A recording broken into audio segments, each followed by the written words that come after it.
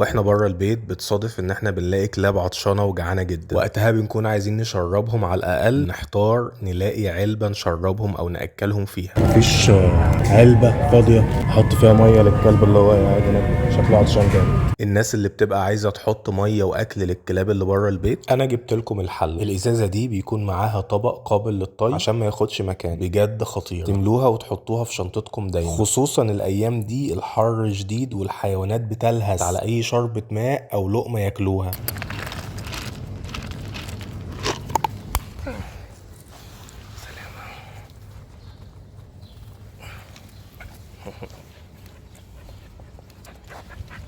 يا ولا يلا ما تعدش يلا. خلاص بقى همشي، انا همشي. لا عض، لا ما تعضش، بطل عض يا عضاد يا عضاد.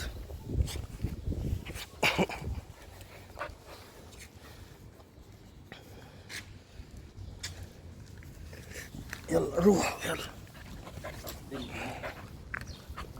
لا عض، لا تعضش، لا.